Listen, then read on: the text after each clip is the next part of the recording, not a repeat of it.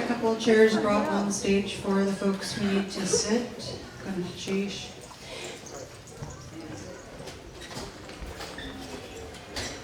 We are a combination group tonight. We are the Sitka Kwáan dancers, New Tlein dancers, Kaagwaantaan dancers, and we also have Gajahin dancers and Keepgushihin dancers with us this evening. It is our pleasure to be here as part of the celebration for Indigenous Peoples Day, and we started with the Deshitan entrance song, also known as Haa Ḥusteeyí, and we will be trying to keep the program moving because we know due to weather and other factors we're already running on native time. And so we will be beginning with a men's dance song that comes from the Tlingit clan, and it was made by ak'w, and it is called Old Sitka. And it's kind of like the unofficial anthem of Sitka, not just because it has the word Sitka in it, but it was one of the first songs that was taught to the Gajahin dancers, who actually, before they were renamed Gajahin dancers, when they first started out in 1974, they started out as the Old Sitka dancers, as the main performing group of the Sitka Native Education Program. And so, because of its history being one of the first songs that was taught there, it's kind of also the song that everybody knows, and it's really convenient when we're dancing in a mixed group like this, because otherwise we all have a lot of different songs that each group typically does. And so when we combine, we try to find a cross-section of songs from the different major clans in Sitka, and also to pick from songs that everybody will know. So with that, ak'w Old Sitka.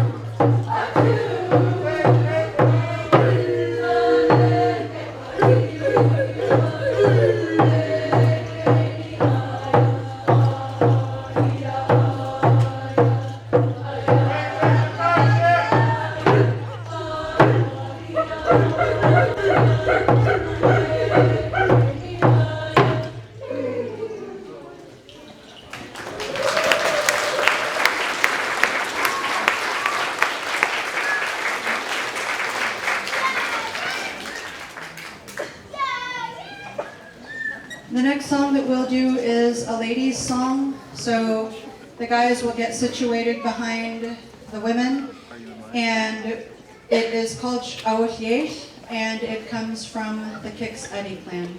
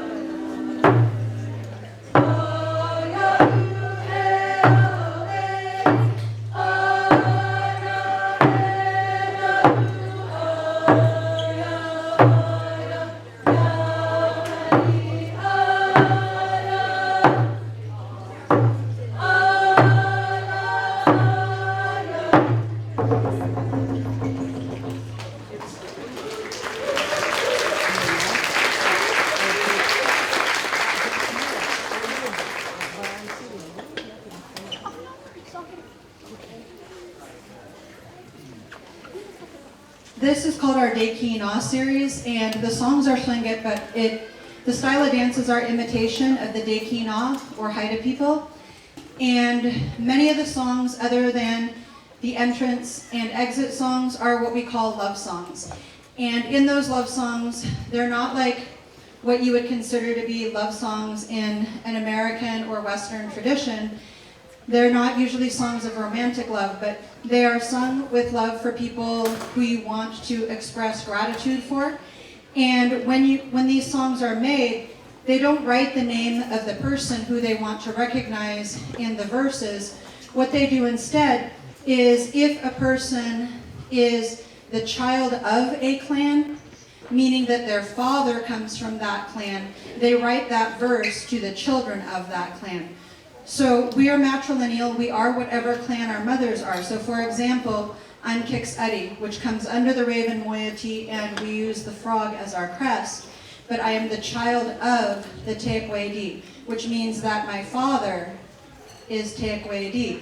So if someone were to ever write a song that had something about me in it, they would never write it to Yeidikook'áa. They would write their verse, and then it would be children of the ak'w would be in that verse. And all people from that point forward, if they were in the room when that song was sung, who were also children of the ak'w, would be able to stand up and dance and acknowledge their father's people. And so I was teasing our child a little bit, because normally he's very good about honoring the fact that he comes from, his father's people are us. He's the child of the Kh'asheechtlaa. But he was too busy enjoying this really good dinner that was prepared, so he missed it the first time through the second verse, so I made sure to call it out so he would hear it.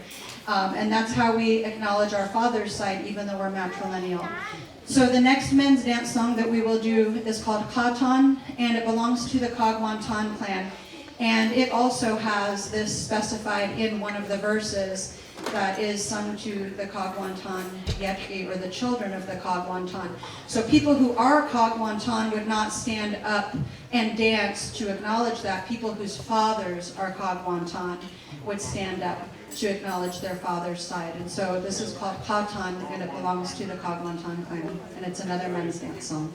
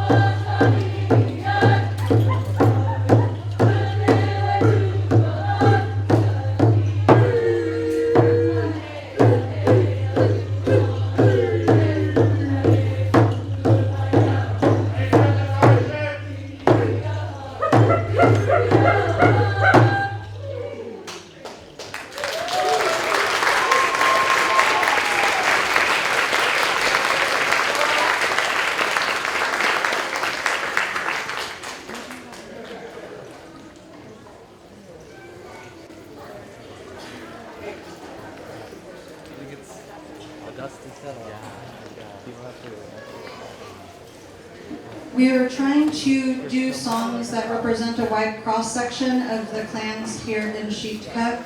I just wanted to mention, though, that we did not do a Tlingit song because they just had a loss in their clan yesterday. And so we are not trying to overlook the Tlingit, but actually quite the opposite is true. And so out of respect for their loss, we did not include the Tlingit clan songs in the performance tonight. We are next going to do an invitational song, and I just want to mention that often when we do invitational songs in our own home country, our own area, sometimes we find that people are bashful to get up and dance, but the other thing that we always like to tell people is that of all the different cultures that are represented across Alaska, this is the easiest invitational song to dance to because you don't have to memorize anything right before you get up to dance. All you do is do what the words to the song say.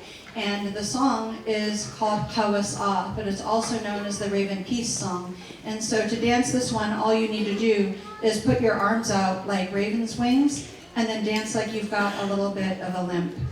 At first, the boys, the ravens, will be behind the girls, and then they'll come hopping out. And then when the girls join in and start moving around the stage and leave their spot, that's your cue to come and join us.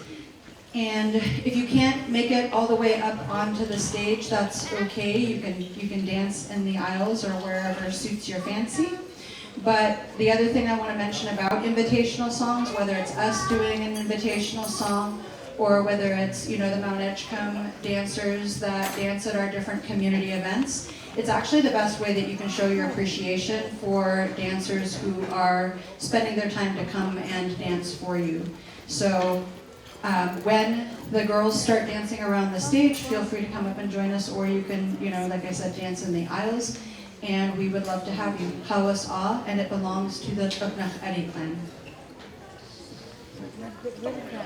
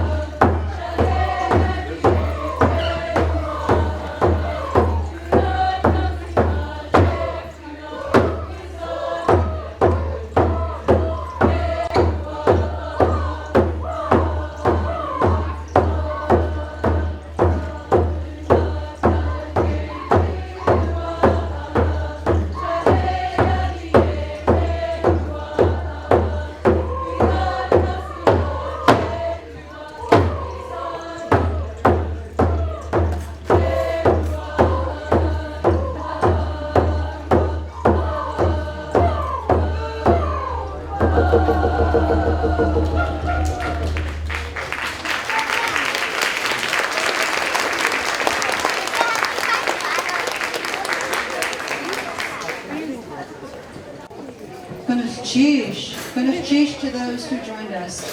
So one of the things down at the Sitka Kwáan when we do our dance show for tourists during the summer, one of the things that we typically do is we teach people how to pronounce that. how to pronounce.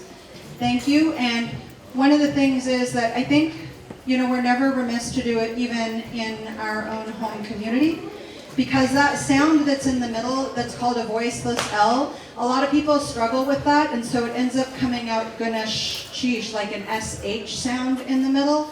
But actually, it's called a voiceless L, and I don't really know how to describe it because it's one of those sounds that doesn't exist in English and is even hard to just describe other than using linguistic terms like voiceless L, but it's kind of like a TH with an L combined.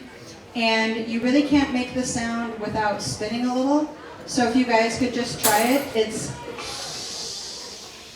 like you put your tongue behind your front teeth and then you're blowing out the sides of your mouth. And one of the things that's hard for people is that Tlingit, when you're speaking it, a lot of the words require you to move your tongue from like the front of your mouth to the back of your mouth really fast. I think that's where people struggle with that word. And that sound goes in the middle. So if you'll all please repeat after me. Gunashish. Gunashish. While we're here, let's just get one more thing straight, which is that we are not Tlingit. That sound, it doesn't even exist in our language. You will hear people refer to us as Tlingit, or they'll use it as the adjective. And my co-professor and I have philosophical differences about it, because he says that when we talk about the French people or the French language, we don't say français. In English, we say French. So whenever he refers to the language, he'll refer to it by its proper name and proper pronunciation. And then when talking about it in English, he'll say Tlingit, but it still just hurts my Tlingit soul. So let's try that sound again. And then please repeat after me. Tlingit. Tlingit. Tlingit. Okay, good job. We just educate, a couple hundred people at a time, and eventually we will never be called Tlingit again. It was our pleasure as Tlingit dancers and the 5 different dance groups that I mentioned to be here and be part of the Indigenous Peoples Day celebration and to kick it off. And so with that, we'll be doing our exit song, which belongs to the Ak'w clan. And it's actually traditionally an entrance song, but we always tend to use it as an exit song. And as long as we're learning Tlingit, if you'll all just please repeat after me. It's called Ak'w I'm just kidding. Okay.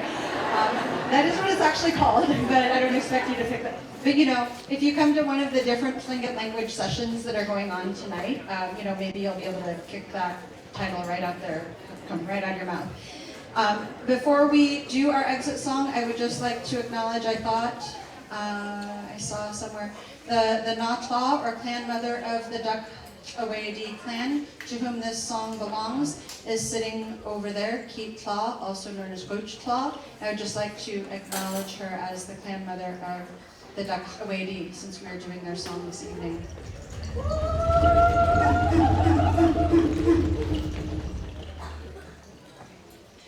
We hope that you enjoyed the performance this evening, and I would just like to thank all of the dancers for coming out and for being willing to combine and to wait on that all-important answer to their question of, what are we doing tonight? And I said, I don't know, I need to see who else here to figure out which songs would be the most appropriate. And so, like 5 minutes before we danced on, we came up with our program. So I just want to thank the dancers for being here, and thank you all for being a gracious audience. And with that, we will do our exit. Kh'asheechtlaa.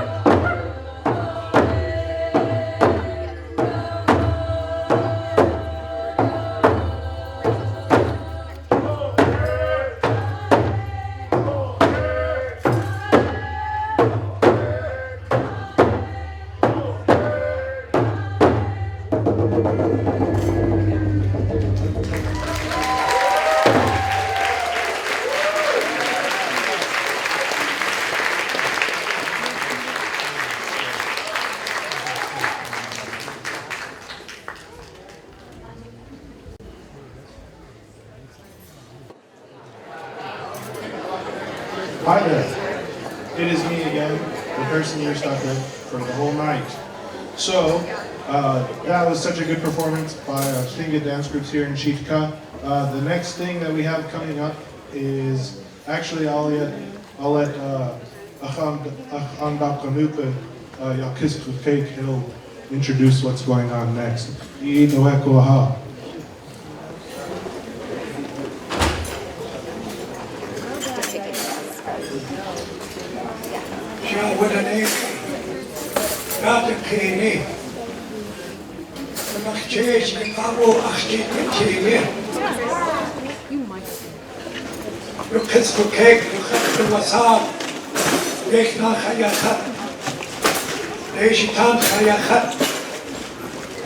Kaagwaantaan ayakhat.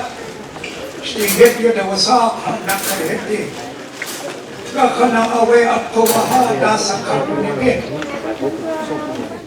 The violin program, kids from Tlein Middle School. They teach it to them, the violin, how to play it, and the Tlingit language. But Hayajin awe adat utilikam. Manach saya Tlingit kaina haya. Manach saya kakmati Tlingit Yeidikook'áa. Maybe you're asking yourself, why is it in Tlingit? Why isn't a child learning Tlingit? These people that are in the program, they're not only teaching in Tlingit, they're teaching also those who just want to be part of this program. Haa Ḳusteeyí, as uwaji.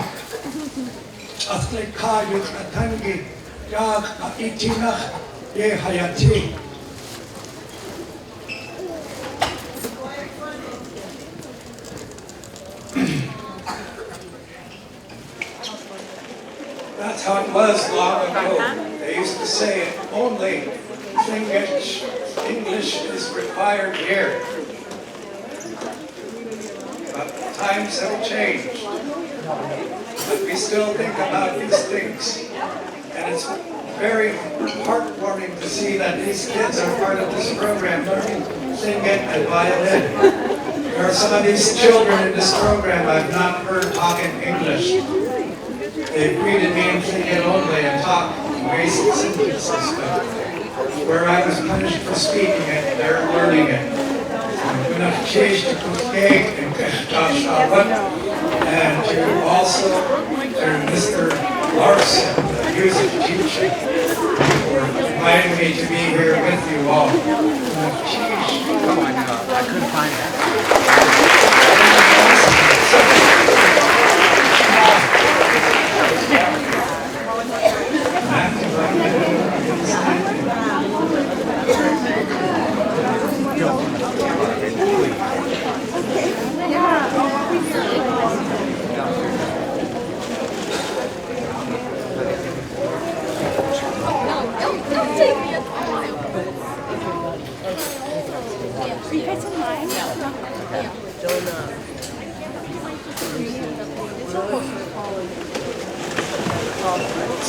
Hello, my name is Mr. Larson. I'm a music teacher at Brady-Howard, and this is a few of our students from our Tlingit Violin class. We meet every day at Kh'asheechtlaa, and we're learning Tlingit through immersion through violin. So we're going to show you two things today to showcase our language and music learning. The first one is a game that we play in class called ak'w, which means do it like me. The students are going to share a phrase in Tlingit that is a violin technique, and then the other students will then repeat it back to them. And it's a way to not only learn language, but also some improvisation. So here is ak'w. I've already had another.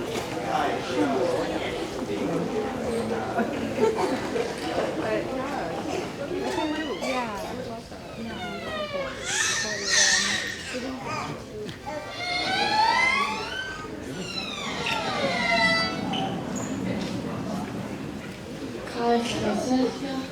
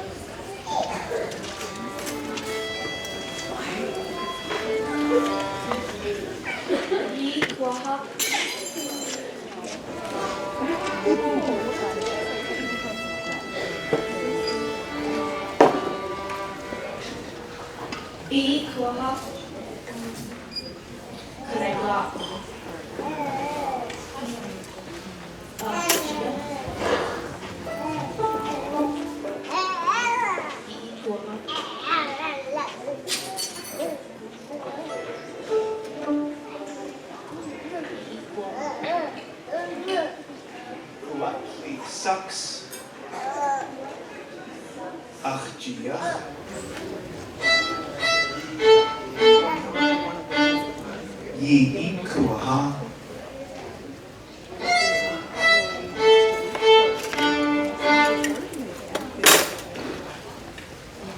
Our second thing we're going to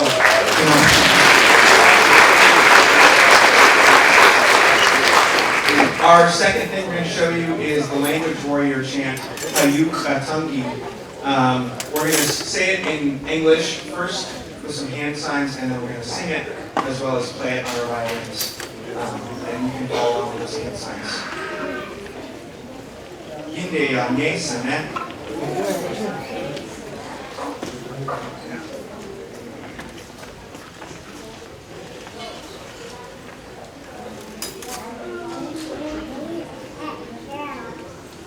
the language of our grandparents. We will sing. It is inside of us. We will sing. Our language is getting stronger. We will sing. It will exist forever and forever. We will sing. K'asheechtlaa.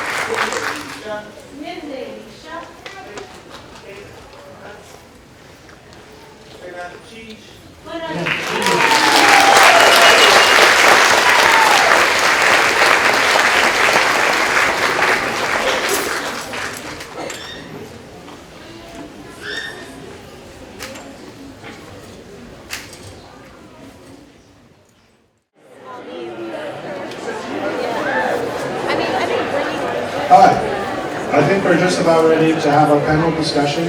So we could have Yeidikook'áa, Dionne Brady-Howard, and Haa Ḳusteeyí, Louise Brady, her mother, up on the stage, and Tommy, and then our logo designer, Gabrielle. If you guys could come take a seat up here, that'd be awesome.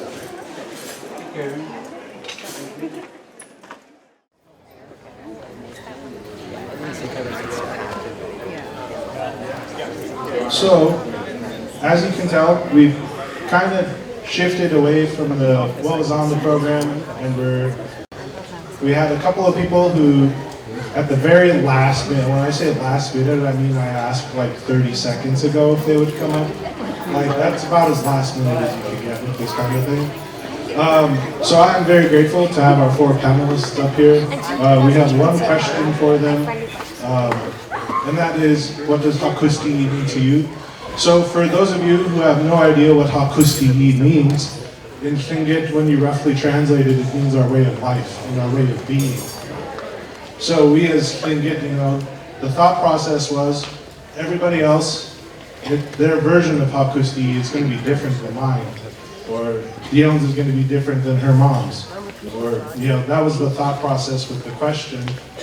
And it's kind of open-ended. So, Yeidikook'áa, what does Haa Ḳusteeyí mean to you?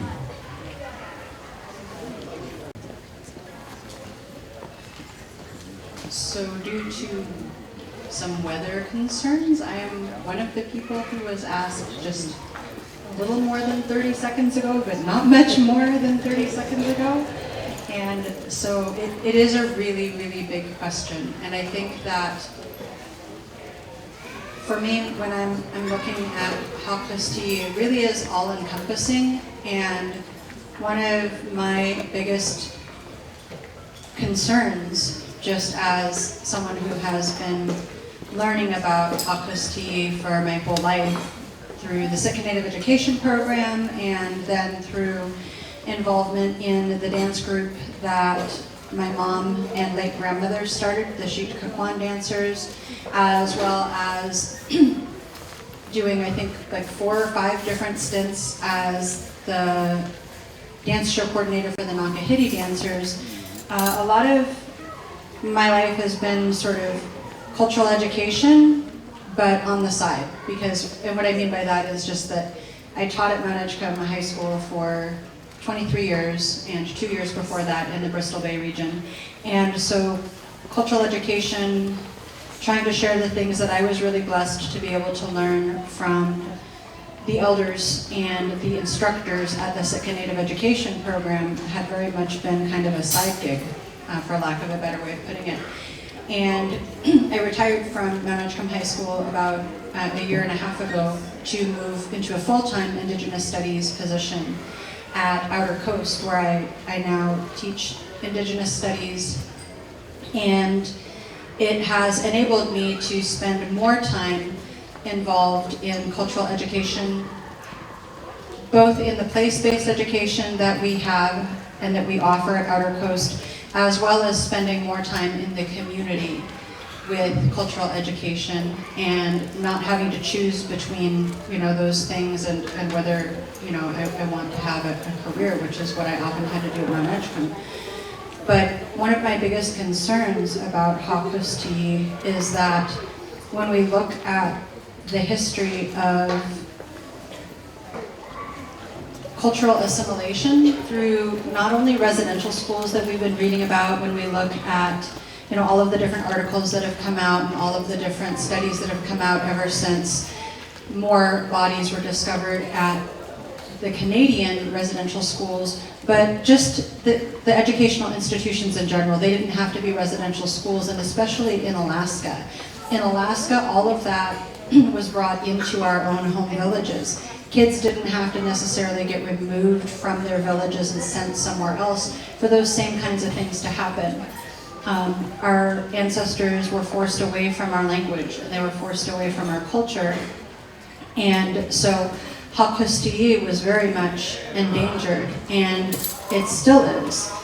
And by that, I'm not referring to the same kinds of things that happened to our ancestors, But because of the things that happened to our ancestors, there were generations that weren't blessed to be able to learn about Haa Ḳusteeyí, about our language and our culture, and our songs and our dances and our stories and our traditions. And so now we don't have those same kinds of prohibitions. We don't have people who are telling us that we can't do it. But what's happening is you have these generations of people who were effectively kind of the lost generations, and some of them were able to learn very, very little. Some are the children of people who were punished, or the grandchildren of people who were punished. And so those parents and those grandparents and those great-grandparents didn't teach those kids either the things that they knew. And now we have these generations that missed out, but then because they are Tlingit, or fill in the blank with whatever kind of indigenous tribe they come from, they feel this guilt and shame for not already knowing things. And so then they don't feel like they can enter the indigenous spaces to become a part of those things. And so it becomes this sort of vicious cycle where people don't feel like they're worthy of entering the indigenous spaces because they don't feel like they should know, or that they know the things they should know as Tlingit, or as Yupik, or Inubak, or, you know, like I said, fill in that blank. And so this is something very real that we're battling, because the things that we have are open. The events that we have, the classes that we have, there are more classes, I think, being offered in different aspects of Haa Ḳusteeyí, but mostly I think the arts than ever. I mean, you cannot open Facebook without seeing that there is a weaving class, another weaving class, a Northwest Coast art class, a moccasin making class, a vest making class, and that's phenomenal, that's wonderful. But we really are looking at something so big that trying to figure out what those entry points are going to be and then trying to move forward from there is just a really daunting task. My hope in looking at all of these classes that are being offered, including language classes, many of which are being offered by the university for free if they're not for credit, people are stepping in and taking advantage of those. But when you look at a census, and there are allegedly around 10,000 of us who identify as Tlingit in the census, you know, there are not 10,000 of us learning Haa Ḳusteeyí. There are some people who are learning parts of it. And then there are some people who, again, they feel so far removed from it that they don't feel like they can enter those spaces. And so hopefully those spaces where those kinds of classes are being offered in such wonderful numbers in so many communities won't be the end-all be-all, but that they'll be sort of the taking off point where once people start to learn more about our traditional arts, that they feel safer going and learning more about language, learning more about dance, learning more about ceremony, which is the heart of everything that is in our culture. When I'm asked to do presentations for different organizations who want cultural competency trainings, lately my strategy has been to do it through teaching about Tlingit ceremony, because within ceremony contains Haa Ḳusteeyí. So you can explain all about the social structure and how things work and what our traditional beliefs are, with that as sort of a taking off point.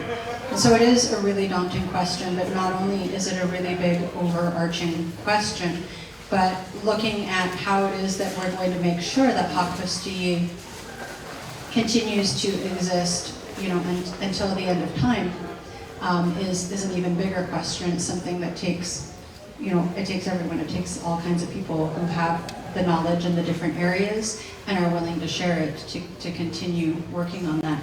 But in the meantime, I think just trying to be the kind of Indigenous people who do welcome all kinds of people into those Indigenous spaces, so that everybody who wants to learn is able to learn, so that we can continue to have Haa Ḳusteeyí for our great-great-great-great-great-great-grandchildren.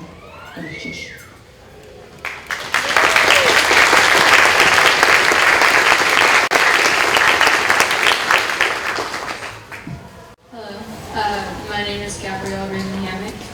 I did the logo for this year's celebration. I was also just told not too long ago about this, so bear with me. I'm a 17-year-old artist from Des Moines, Washington, so bigger city than this cute island. I was born and raised there, so I didn't really grow up with this type of community and with the culture around me. So it was only recently that I was invited here for the first time a couple months ago for Yeidikook'áa's 50th celebration, where I also did their logo.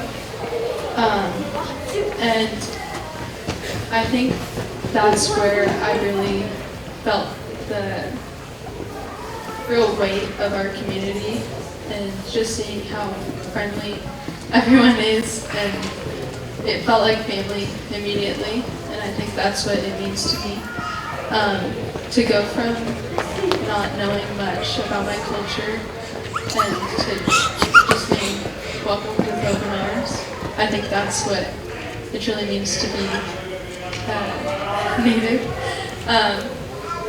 But yeah, I don't think I would have learned much more about my culture if it wasn't for these types of events and being invited to these things. I don't have a super beautiful story like some of these other people do.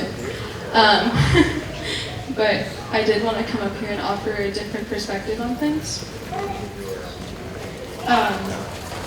Growing up, I knew that I was Native and I knew what clan I came from, but I was never just engulfed in much. I knew where my middle name came from, the story of the raven and the sun. But over these last 2 visits to Sitka, I think that's where I really learned more about my culture than anything else. And I hope other people get the chance to do this like I did. I think it really opens people's eyes to see exactly where they came from. So thank you for the opportunity.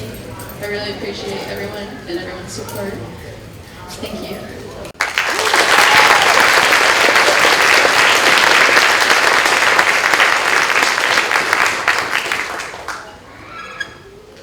I found out this morning, so I've had a little time to think that it was a possibility. Welcome home. I'm glad you're here. And you do belong here. And I hope you continue to come back and continue to learn. You know, I was born and raised here on Kh'asheechtlaa, and my family's been here since time immemorial. And I didn't grow up. I was one of those people that was in between. It's like my father spoke fluent Tlingit. My mother did not. So we didn't grow up hearing the language. And because of the way the protocols are within the Tlingit culture, both my parents were not only Raven, but they were also both Kh'asheechtlaa. And so my father was ostracized for years, because in 1950 when they married, that was like the equivalent of, yeah, marrying your brother or your sister. And even, you know, I think that, and I grew up, you know, at Sitka High, hearing from people, oh, why don't you go back to where you came from? And when the land claims were passed in the 70s, there were some of my non-Native friends. It's like, well, my family's been here for 2 generations. Why aren't we getting paid? And you know what? I didn't have an answer because our history is not taught. And I did not know how much my ancestors fought for this place. I didn't know about the Battle of 1802 and the Battle of 1804. And the lives that were lost and sacrificed so I could be here today to sing it, to know my name, Kh'asheechtlaa, to know that I'm Kh'asheechtlaa, to know that I'm Raven, to know that I'm related to the Kaagwaantaan. And so, you know, I think it was fairly easy to, you know, what they call it, to internalize what I was hearing. And if you know anything, if you've been around for a while, you know that, for many, many decades, the only thing that we really heard about were all the bad things that were happening in our communities. The alcoholism, the addiction, the domestic violence.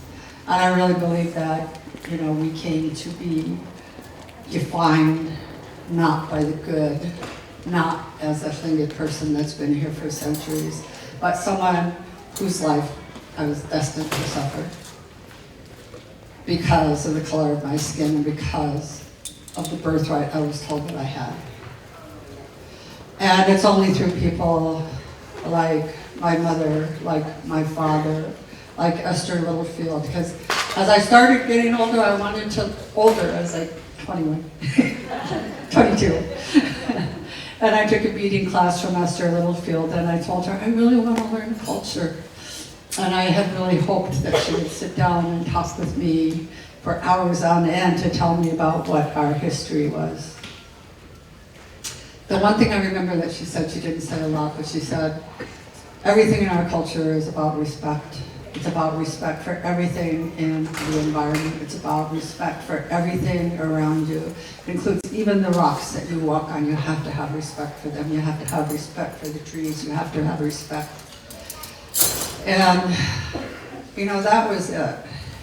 And I spent a lot of years not knowing who I was other than, somebody who was identified at a very early age, who didn't fit in, who was nothing but trouble, who was never going to amount to anything, who was an alcoholic, an addict, basically no good. Until somebody came along and told me that I was. And I feel like I have spent and continue to spend currently the last 40 years understanding that being a Tlingit woman is not defined by the bad, but it's defined by the good. It's defined by my ancestors who fought. It's defined by my mother who started a program called the Sitka Native Education Program 50 years ago. And it's defined by the people who started teaching the language and the songs and the dances, even though they could have gotten in big trouble from the other clans. And that's the reason we have so many of these songs and these dances. And that's the reason, we have to remember that we have a living culture. And when we have a living culture, that's such a blessing because that means, I hear, sometimes, I hear women didn't drum and women didn't speak, but you know what? Women also didn't vote. So you know what? I tell people, it's like, if we have a culture, if we have traditions that are hurting people, let's make new traditions. And I am so proud and so happy to be part of a living culture where, yes, I got to take a weaving class last week, and I'm weaving my first Raven's Tail headband. And then I got to take the Raven's Tail weaving class with Cheryl, who revived Raven's Tail weaving after 200 years, and when I sat down to do it, that was Haa Ḳusteeyí. I could feel it in my blood. I could tell that I had somewhere an ancestor that was a weaver because my hands, my fingers knew exactly what to do. And when Dionne started learning when she was 3 years old, we didn't have the Sitka Native Education Program, and the first time I heard her drum, I still remember the moment, the first time I saw her, she was practicing on one of the ferries, and she was drumming and singing, and I started crying. I started crying because I felt like, I had missed out on so much, and I was so proud of her and so proud of the young people. And it's so good to see young people here. It's good to see all of you here. Because I really hope that, Haa Ḳusteeyí, to me, I'm on this journey. I've been on a journey to understand what it means to be a part of a community and how that community should be, and to find that part of me that is sacred that I lost through all of the racism and the colonization and the denial of my culture and the denial of my identity. And I know that, you know, until I do that, that I can't see that in others. And I think, you know, that's my biggest hope, is that all of you can find that piece of you that understands how sacred life is and how sacred we all are, and to build those relationships that only honor that in each other. Because these are really tough times. These are really, you know, insane times. And, you know, it's been hard. My family's had a lot of losses, but also to watch, you know, the continued genocide and colonization. And I'm so grateful that I have a place to go. I go out to the fort site and I visit with the ancestors a lot and thank them for their sacrifices and thank them for their strength. Because hopefully, I would hope the work that we're all doing to make this a better community. I know for me it gets really hard sometimes. But I don't hope I never take that option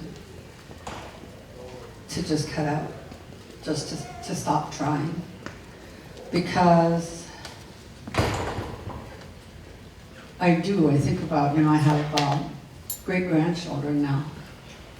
And, you know, when I started on my own journey, I thought, you know, I was going to heal myself and I wanted to help my friends. And, you know, a lot of them have passed. So many of them have passed. And then it was for my children. And I've seen changes. This is a change to have it's a great change to have a room full of people. And then I started thinking about my grandchildren. And the longer I'm around, the more I understand that need for us to be able to make, for me to be able to make decisions today that will affect my great-grandchildren that I don't even know, so that, you know, they can sit up here or they can go wherever they want and do whatever they want to and not feel like they are held back, and really understand that Haa Ḳusteeyí, our way of life, does matter, and that we get to that by understanding who we are and our true history as the Tlingit people. Kh'asheechtlaa.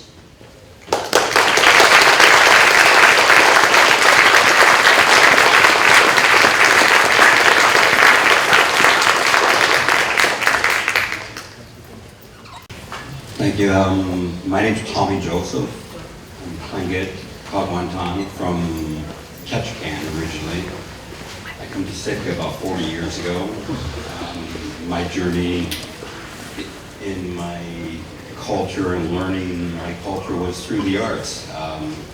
First opportunity at the age of 8 in Kh'asheechtlaa, 3rd grade. A one-off situation, teachers in my school, all non-native teachers in the school, but they brought in to a brand new school. They built in the valley and brought in a local wood carver, and a small group of us got to sit with him and make one of what he was making. It was a halibut hook. Tomorrow evening, I have a class at the university. We're currently making halibut hooks.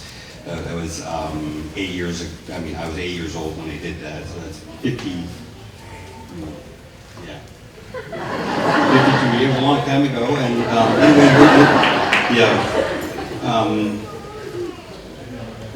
my culture, I grew up in a non-traditional Tlingit family, meaning there were no Tlingits in the house besides my siblings and myself. My mom, non-native from Baltimore. Coast Guard family is what brought, the Coast Guard is what brought my mom's family to Alaska, and actually all over the country. But they settled in Alaska for a little while. Then when my mom was in high school, she met my dad, full Tlingit from Kwáan, from Prince of Wales Island. When the rest of the family moved, my mom stayed, and I started a family with my dad and my mom, and I had 4 siblings. Four sisters and a brother. I grew up in a house where after my dad was a fisherman. I think I was destined to be a fisherman until that moment when I was 8 years old, he was lost at sea. Actually, I'm sorry, I was 5 years old when he was lost at sea. So I grew up with a non-traditional Tlingit family because there were no Tlingits in the house other than my siblings and myself until my grandmother moved in from California, my mom's mom. My grandmother's house, my dad's side, which is a short ways away, literally there's a building in front of my house. If that building wasn't there, I could see kitty corner to the next neighborhood and see my grandmother's house. She was full Tlingit from Kwáan, Tuxacan, the village before that. So when we go visit with Grandma, that's when we became Tlingit. That's when we learned about our Tlingit, who we were, the background, and then the rest of our time we're on the other block where we were back to being us. I mean, we were always us, but I mean, we were, the influences weren't there of the native culture, but I found my way through the arts because anywhere there was somebody doing kind of carving or showing painting, or there was outdoor exhibition of something, which in those days there weren't too many. But I always found myself hovering over those kind of things. And so every opportunity there was, they came up with the culture, the native, I mean, the arts. I was there. Teenager, I worked at a museum in Ketchikan, and it was a museum slash tourism. It was a brand new facility that they built they housed the largest collection of original totem poles in Southeast Alaska. And I got to be a tour guide and talk about our culture and learn about our culture and share all that stuff. And then when I wasn't being a tour guide, I was sitting in another room behind, that was all glass walls, and the tourists got to come by and watch me, and occasionally ask me questions, and I was carving for them. I was a teen, so I kind of grew up being a demonstrating artist, which I do a lot here in Sitka. I have done most of my career here in Sitka as a demonstrating artist for at the culture center that used to be here. Yeah, I don't know. I've found my way through the arts, and I'm still finding my way through the arts. So growing up, I had my first 13 years of growing up in Ketchikan. The last 40 years of growing up, been here in Sitka. I've done a lot of growing up. Thank you.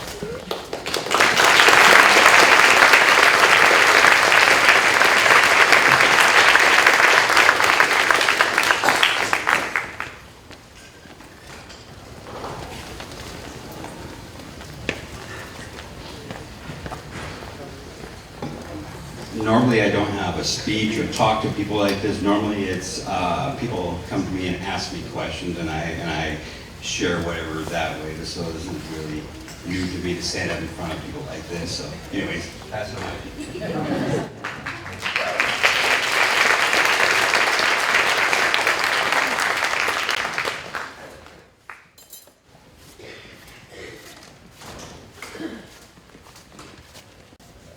So, I'm not sure any of you guys heard that. Louise said, "Alex, are you going to sing us a song?"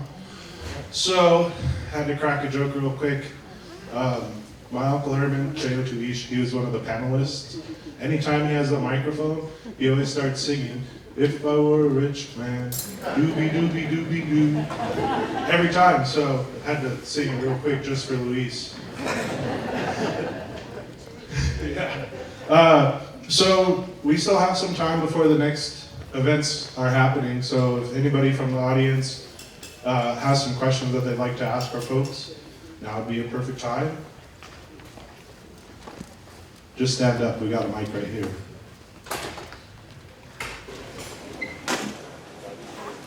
I just want to celebrate some of the things that were said about welcoming everyone so the language doesn't die.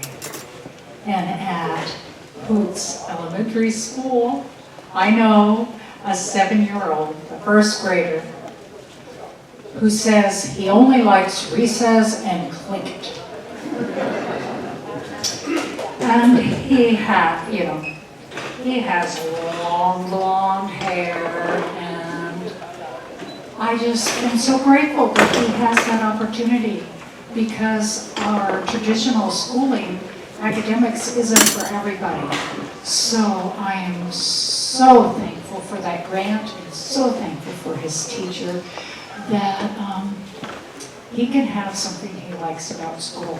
He did ask me the first, I think it was close to the first day. I see him about once a week, and he said, "You know Tlingit?" And I said, "Well, I know Hoots." And I know he's Sean.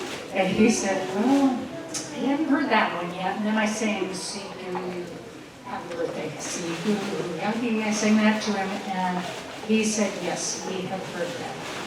And I'm sure in a little time he will have that down, but the confidence that it's giving kids. And I talked to his teacher, and she said, the Tlingit teacher, and she said that she's heard from a lot of kids saying that they really enjoy Tlingit class. And I know that that school does not have a music teacher this year because of cuts, and they sing regularly in choir. So that's another gift that the class is giving.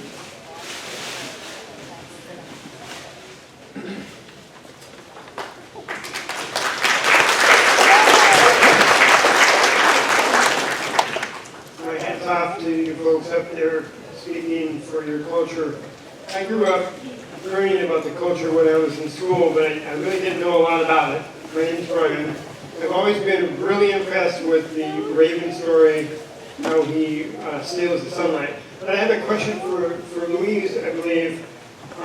Do you know if they're going to have Reconciliation Day this year around Alaska Day?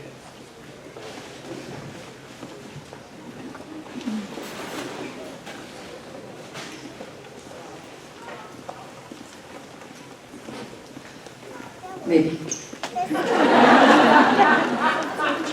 Dionne and I did the first one at the Centennial. So when was that? 2017? You can't math? Can anybody else math?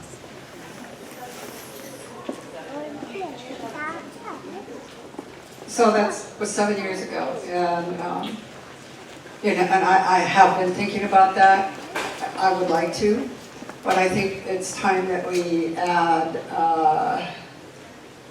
an opportunity for our allies as well to support us in the work. So if anybody here would like to say something about the importance of recognizing your history, that would be awesome. Because it is, sometimes we don't know how people are going to take it, and I love that people are coming. So thank you for that question. I feel like we have felt supported. But yeah, I would love to hear from some of our allies as well. And I'm not sure where we'll have it, because it might rain, but we'll figure it out.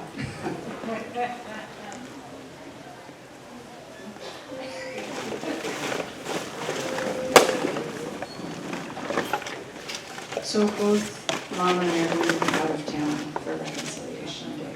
Oh, you're not? You can't see here. You are going to be here? Okay, so Louise will be doing Reconciliation Day. Just I will be out of town, but we were also, when she was going to be out of town originally, we were talking about it, and one of the things that I think is really important, if we're looking at Haa Ḳusteeyí, back to the sort of the overall topic of the panel, a lot of that is also just looking at, the impacts of historical trauma and generational trauma. And, not everybody does see Alaska Day as Reconciliation Day. A lot of people, they just say, why don't you just get over it? It's in the past. And I think, looking at the place of Alaska Day and, where we're at as far as trying to preserve Haa Ḳusteeyí and as much of it as we can is really important. But one of the other things is, not everybody is going to like Mom and I. Not everyone's going to like someone who is political in different ways. But the thing is, we don't, ask to be up in front, like things like, today happened because there were weather delays. But one of the things that we'd really like to see happen is for some of our younger people among us to be picking up the reins and taking some of the responsibility to make these things happen. So I guess what I'm saying is, in the future, whether or not Mom and I are in town, there are Kiksadi who are not us. There are a lot of them. And, and it doesn't necessarily have to be Kiksadi just because of our history in this place. It typically has been, and it is appropriate for that. But we really do need to look to a lot of our younger people to start picking up those reins and taking care of these things and making sure that those folks who are around and want to continue to look at history through that lens are able to do so, whether or not we're in town. And so it takes a village, and that's something that we also really need folks to do. And that being said, like we do have allies who have stood with us, at the various reconciliation days that we've had since 2017. But it would just be really phenomenal to see more of our young people step up and say, you're not going to be here this year. I'd still really like to make this happen. And both of us would work with anyone who would want to take the reins on things like Reconciliation Day. And so just looking to get younger folks really mindful of their place in Sitka and their place in preserving Haa Ḳusteeyí is really the next gigantic step that we need to be looking at, because we're not going to be here forever, and so we need folks who can organize and advertise and move and shake and make things happen. Kh'asheechtlaa.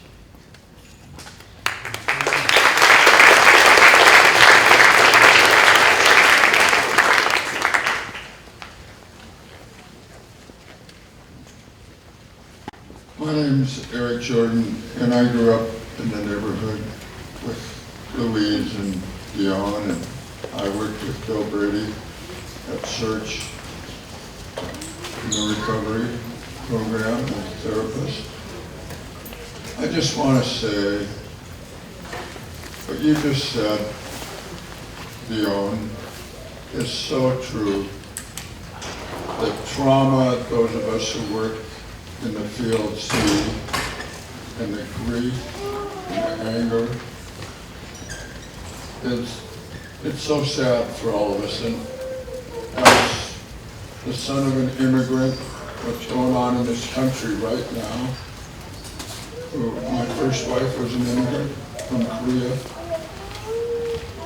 We've got to do better, and panels like this and people like you stepping forward really makes a difference. And what you just said, I'm 75 and I'm passing the torch to younger people in my political activism. It's so important to not just pass the torch, but to step aside so other people can take it up. And that's why your words resonated so strongly with me, Dionne, and the rest of you, Louise, Tommy. Thank you so much.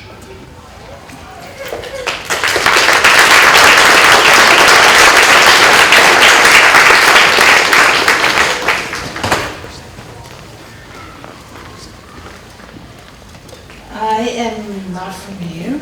I'm visiting here from Denmark. And it's a huge pleasure for me to be here, to watch your culture, to feel your culture. And this July I went to Brazil to visit the Untitled Indians in the Amazon. And they have been struggling for the last 20 years to keep their culture, their traditions, their ceremonies. And this struggle, I recognize it here. And there's one thing I was wondering when I visited them and when I visit you now, is besides from keeping up and preserving your culture, how and what can you learn us that is not a part of your culture? What do you think we need to learn from you?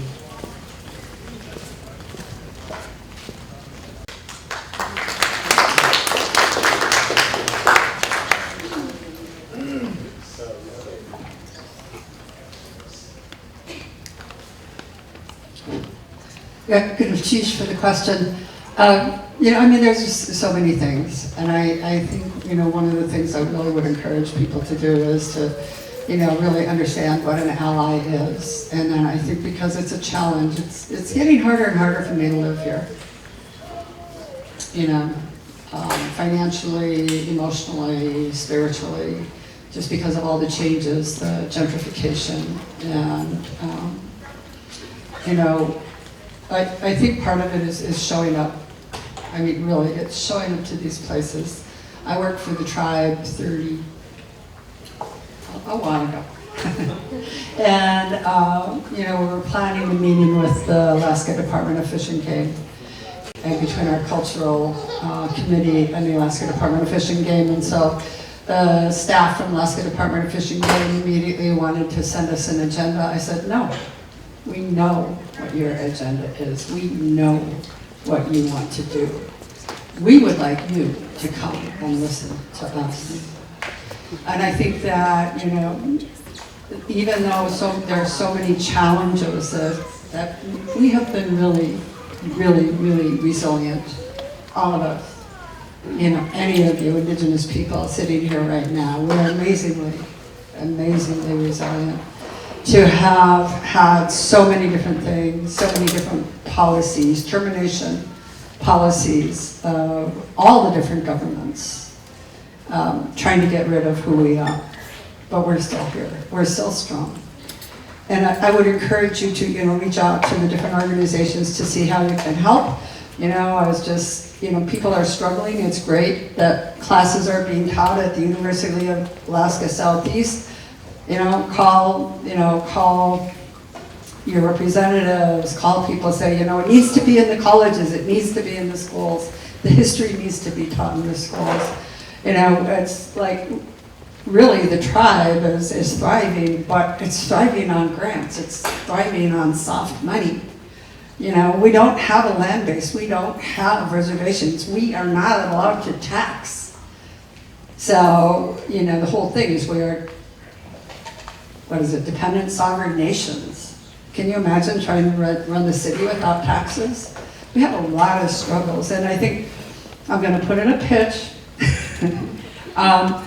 I've been traveling, I've been down to Peru, and I went down to Mexico, and I'm hoping to go down to Australia, because one of the things we're finding is that I work with Native movement, and we just had a gathering called Ceremony as Resistance.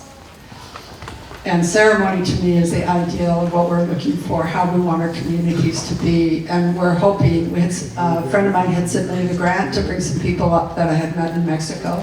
And they're from Colombia and Ecuador and Central America, Guatemala, Mexico. We didn't get the grant. So I could be, if any of you are great grant writers or fundraisers, we want to bring about 10 people, 10, 15 people up, because I was fortunate to sit in ceremony with them this spring. So, there's a lot of things. Show up to places. And, I tell people, like the Sitka School District, we always used to get this feedback that, Native parents don't really care because they don't show up to the, parent-teacher conferences. I said, why don't you have a meeting at the A&B Hall and see how many people show up? Because there's a lot of places still that, because of the way that things are structured, that I don't feel comfortable going. When my son was in the school district, I did not feel comfortable going to any of the schools. So even if you're uncomfortable, reach out. It's like comfort is a privilege. So I would encourage you to go places that are maybe not comfortable for you. Kh'asheechtlaa.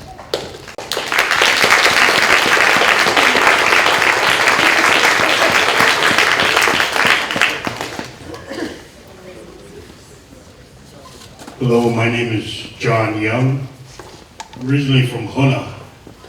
I'm the speaker of our clan house. This is my father's country. I'm glad to be staying here because of the things that I learned here.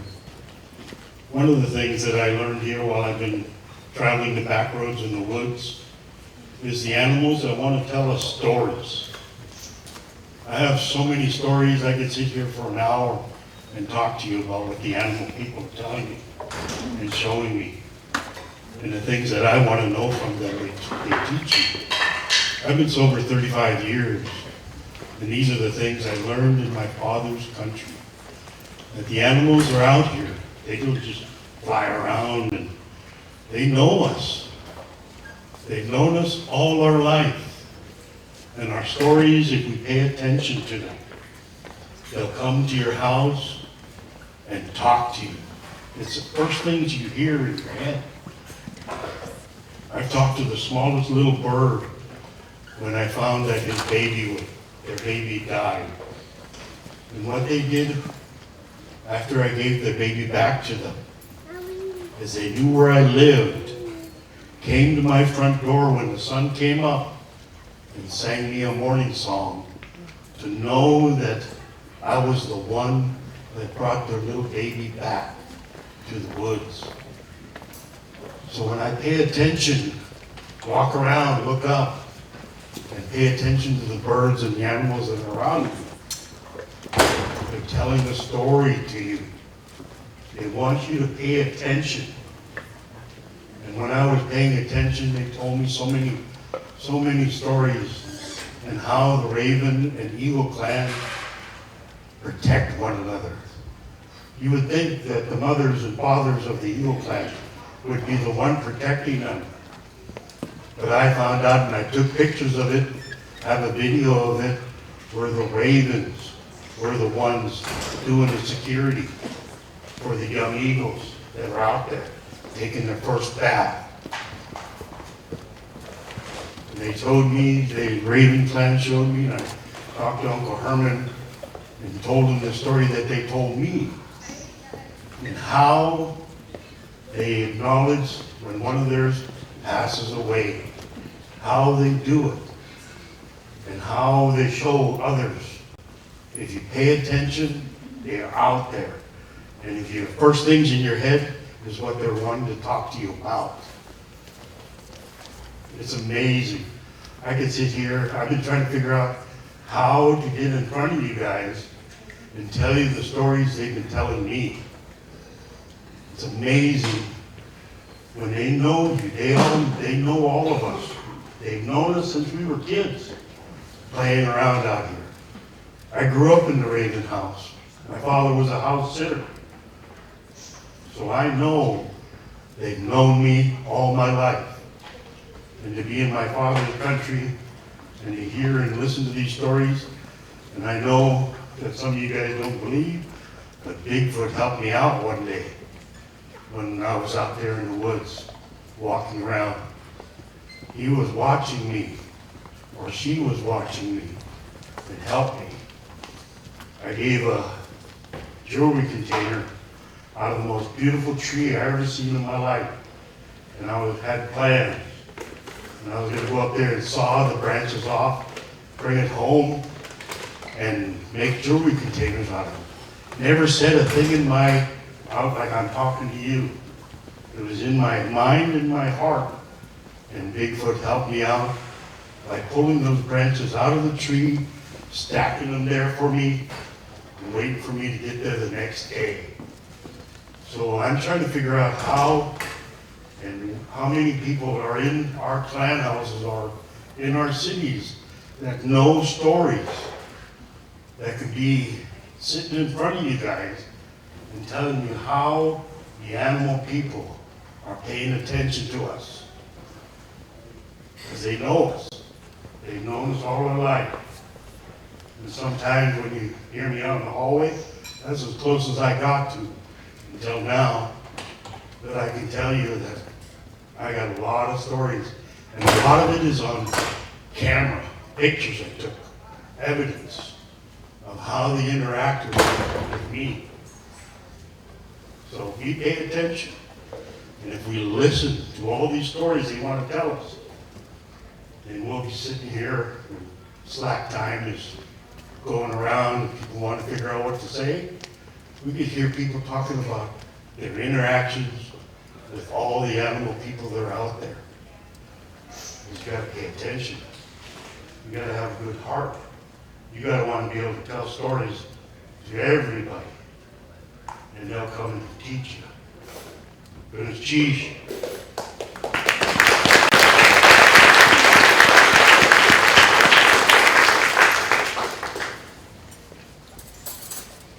Are there any questions for the panelists?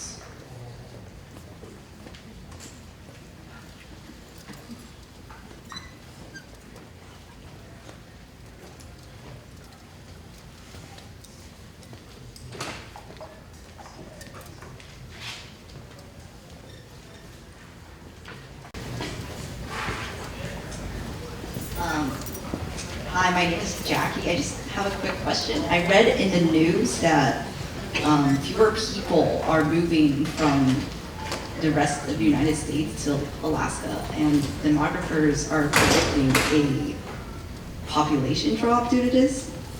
But I'm wondering, do you see this as a win for the native people of Alaska?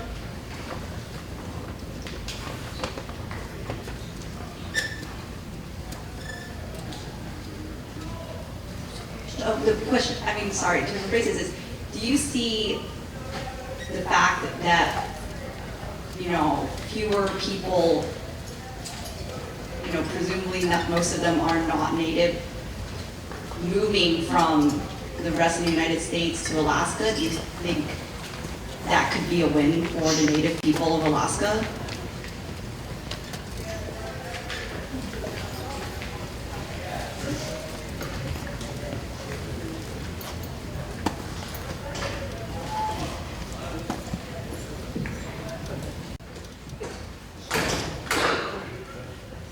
My mom and I are going to end in leg wrestle right up here.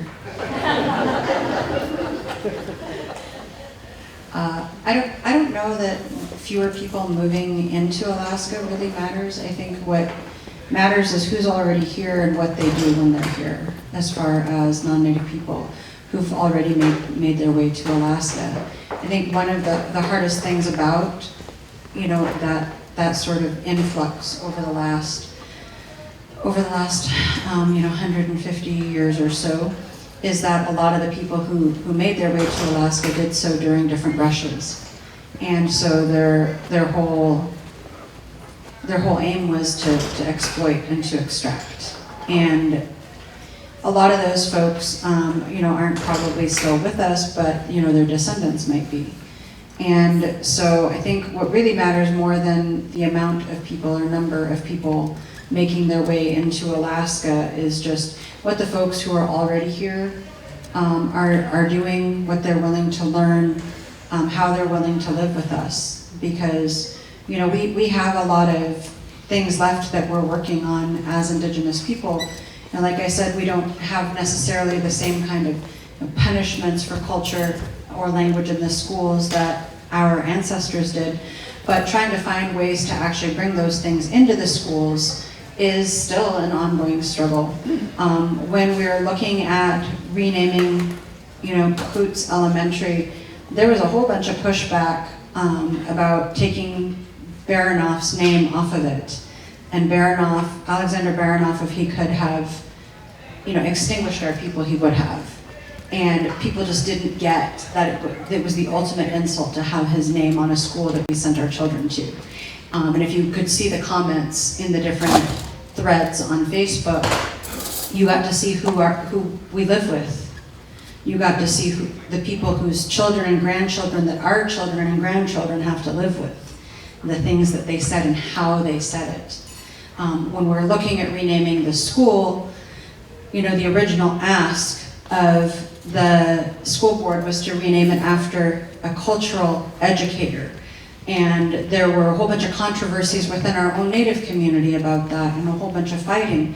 When really what the school board was trying to do was they weren't trying to insult anyone, they were trying to put back some of what had been taken by, re-entering that goodwill. Because they could have just said, we want to rename it. We'll rename it Sitka Elementary School. But a lot of the comments that came out of that were things like, okay, if we're going to name it something Tlingit, it needs to be something that's easy for everybody to say. Nobody cared how easy English was for our ancestors. Nobody cared.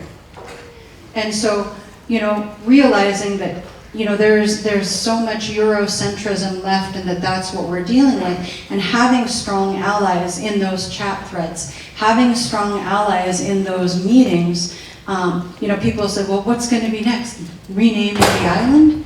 No, you renamed the island. It had a name. It was She. You renamed it. We're not the ones who are rewriting history. You are. And we need allies when those conversations happen, when those comments happen. We need people who are in those rooms when, we start asking to have our place names placed on maps, when we ask to have our place names placed on the signs that are around town. We finally got Kh'asheechtlaa up there where it said No Name Creek for how long? It was not a no-name creek. It had a name.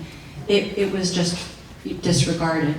And so I think it doesn't matter how many people continue to come in or out. What matters is what the people who are here with us will do with us. So I think, folks showing up for Indigenous Peoples Day in the large numbers that we've seen for the last several years, it's a great start, but it's a question of us not just doing this, on the second Monday in October every year, but having it be something where people stand with us year round.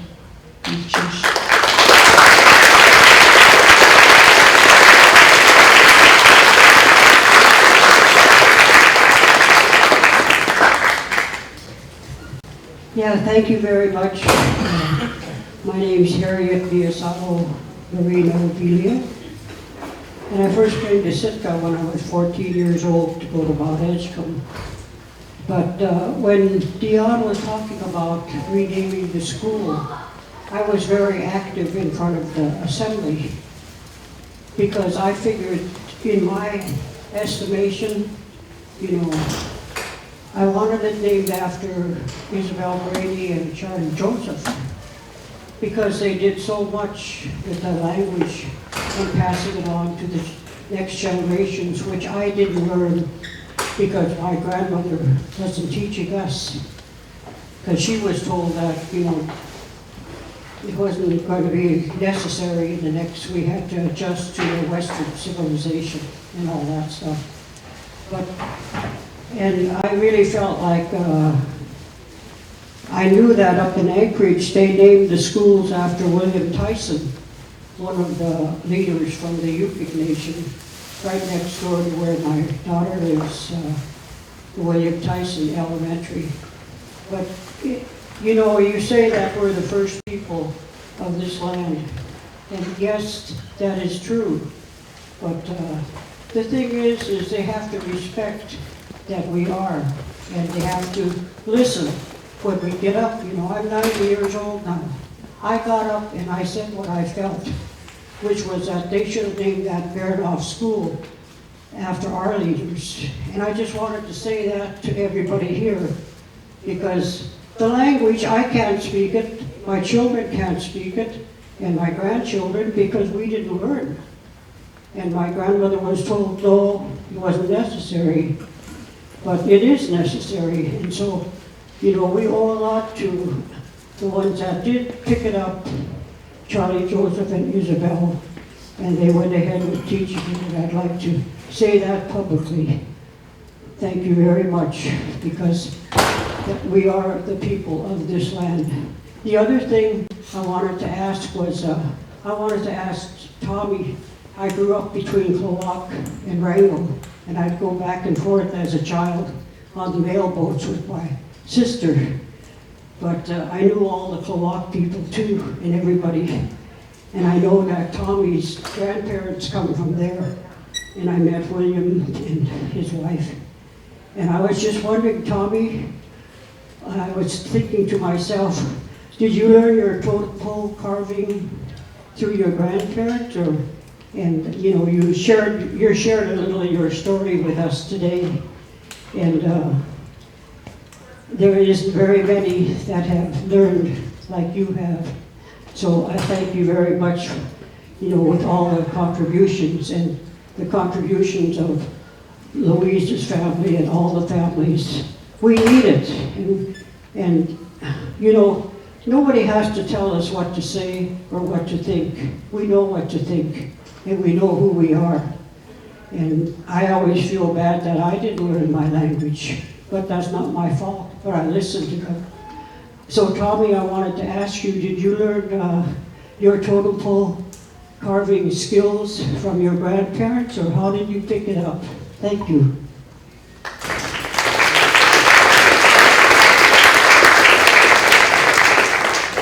So really quick before we move forward, Tommy's going to be the last speaker. It's almost 7 o'clock, and I want to respect all the people who are leading the breakout sessions.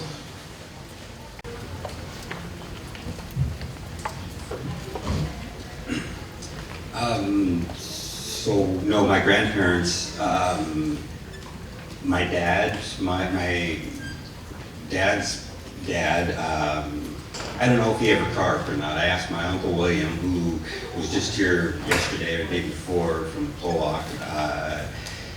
I asked him a couple years ago down visiting him if he had ever carved, and my uncle said that he tried it once.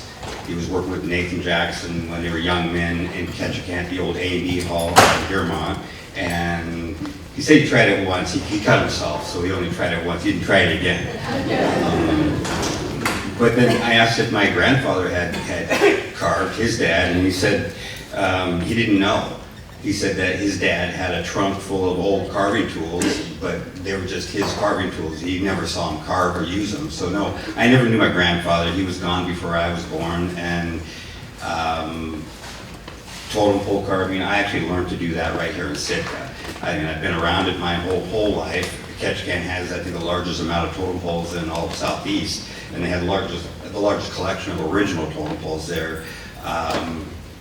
Just growing up and having been around them, and it was just the next step. One day somebody asked me if I could carve them a totem pole, and I said yes, and I carved them a totem pole. That was my very first totem pole.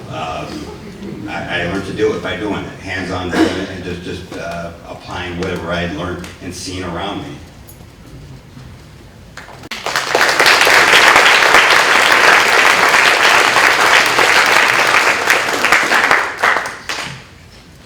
All right, so before we transition into the breakout sessions, we'll have a quick 5-minute break. And then before I forget to tell you guys, I'll let you know what's going on one more time and where it is going on at. So in the room to my left here, out this door, we have Tlingit story knives with Blossom. And then in room 2, we have a Tlingit tutorial with Yeidikook'áa and Xaanatlseix. In room 3, that's the big room right behind us as you walk out the main door, we have the Mount Edgecombe students who are going to be teaching us how to make a gudok. And if you've never tried some, I highly recommend you try some. It is so yummy. Also in room 5, we have the Science Center, which is doing a tide pools presentation. And then here, if you want to learn about deer calls. Yeah.